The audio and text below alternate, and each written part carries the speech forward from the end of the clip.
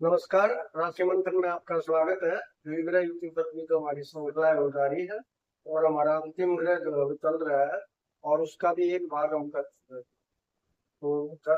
पहले भाग में हम चर्चा कर चुके हैं कि केतु जो है वो जीवन का कारक है, लेकिन मैं थोड़ी बहुत चर्चा जो है उसकी हो रहा हूँ कि केतु जो है वो राहु का एक प्रकार से काउंटर पार्ट है।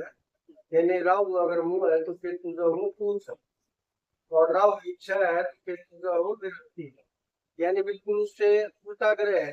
ये वैराग्य का ग्रह माना गया, मोक्ष का माना गया, अंतर्ज्ञान का जो है ग्रह माना गया, धार्मिक ग्रह माना गया, अध्यात्म का ग्रह माना गया, मोक्ष का ग्रह माना गया और बल्कि त्याग का ग्रह माना गया। इन ये चीजों को छोड़ने की इसकी एक प्रवृत्ति होती है। तो ये जिस ग्रह के साथ भी बैठता है तो उसके जो कारक तत्व है उनको पहले परिष्कार करता है और उसके बाद जो है व्यक्ति को मोक्ष की दृष्टि तक ला देता है। यानी वो व्यक्ति एक प्रकार से जो है अगर भौतिक जगत में देखें तो एक आदर्श व्यक्ति हो जाता है और अगर वो धार्मिक जगत में जाता है तो मोक्ष को प्राप्त होने का वक्त होता है। तो दो ग्रह हम कर चुके हैं, सूर्य और चंद्र, जो उनके साथ ग्रहणी योगी को बनाया था। आज हम मंगल लेके आए हैं। तो सबसे पहले जो मंगल है हमारा उसका दीप्तांश हमारा 8 होता है। तो केतु का कोई दीप्तांश नहीं होता। तो 8 का 4 यानी 4 उसके ऊपर ये युक्ति पड़ती। अब वो सबसे पहले कि भाई मंगल के जो कारक तत्व है वो क्या है। तो मंगल जो है वो हमारे जो है शरीर का कारक है, साहस का कारक है, जो हमारी शक्ति है, शारीरिक शक्ति है उसका जो है कारक है, बहादुरी का कारक है, जमीन जायदाद का कारक है और जो ये जो हमारा चिकित्सा का क्षेत्र है इसका भी इसको कारक माना गया है, पुलिस का कारक इसको माना गया है। तो अगर ये युति सही हो, बढ़िया हो, शुभ हो, यानी शुभ दृष्टि हो, शुभ जगह बढ़ रही हो, जो है ना राशि में बैठे हो, शुभ स्थान में बैठे हो, तो ये युति बहुत ही अच्छे परिणाम देती है। यानी कि ये जो है ऐसा जो व्यक्ति होता है वो बहुत अच्छा डॉक्टर बन सकता है, विशेषकर सर्जन, क्योंकि सर्जरी के दो ही कारक माने गए नौ ग्रहों में से, एक मंगल है और एक केतु है।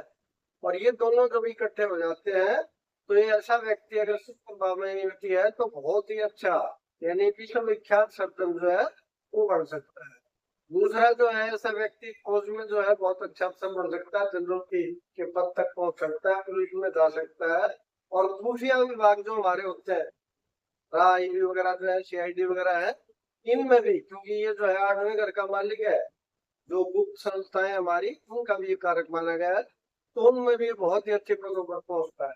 और क्योंकि ये त्याग का ग्रह है तो लड़ाई वगैरह में अगर बहुत अच्छा प्रभाव हो तो देश के लिए जान देने वाला व्यक्ति भी होता है। यानी ये जो है त्याग की भावना होती है, ये दूसरे के लिए कुर्बान हो जाने वाला जो है व्यक्ति बन जाता है। लेकिन अगर ये खराब हो, यानी इसके ऊपर कोई खराब दृष्टि हो नीचे से ग्रह की, तो ये बहुत खराब फिर फल इसके हो जाते हैं, परिणाम हो जाते हैं कि ये जो है गैंगस्टर बन जाता है, आतंकवादी बन जाता है, कातिल बन जाता है, लोगों के ऊपर घोष जमाने वाला बन जाता है, वसूली वाला व्यक्ति ये बन जाता है। और इसके बाद इसकी बीमारियां जो है, मंगल जो है तो इसका रक्त का या खून का जो है कारक है, तो उससे संबंधित काफी बीमारियां जो है हो सकती है। तो ये इसके निर्भर करेगा कि इसके ऊपर प्रभाव कैसा। अब इसके बाद हम दूसरी युक्ति पर आते हैं, वो है हमारी बुध की युक्ति। तो बुध का जो दिक्तांश है वो 7 अंश है और केतु का कोई है नहीं, तो आता क्या तो 3.5 यानी 3.5 अंश। तो 3.5 अंश की युक्ति है।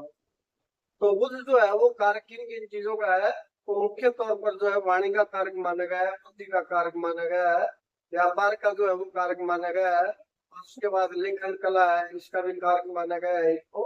और जो भी जो कविता वगैरह लिखने का जो है कवि जो है वो इसको माना गया है। और जो हमारे ये जो लिपिक वगैरह होते हैं, क्लर्क जो तबका होता है, ऑडिटर वगैरह होते हैं, वो सब इसके अंतर्गत जो आते हैं। यानी आंकड़ों का जो सिस्टम है वो सारा इसके अंतर्गत आता है।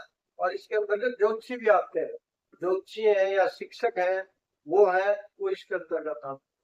तो अगर इसके ऊपर अच्छा प्रभाव है तो ये इन सब क्षेत्रों में बहुत अच्छे परिणाम जो है इसको मिलते हैं। यानी ये बहुत अच्छा शिक्षक हो सकता है, बहुत अच्छा ज्योतिषी हो सकता है, बहुत अच्छा जो है ऑडिटर वगैरह जो ये हो सकता है, बहुत अच्छा वक्ता हो सकता है। तो ये लेकिन इसमें एक खास बात और होती है कि ये जिस क्षेत्र में भी जाता है उसकी गहराई तक जाता है, क्योंकि आठवां भाव हमारा गहराई का है। यानी इस व्यक्ति को वो चीजें ज्ञात होगी जो आम आदमी को ज्ञात नहीं होगी।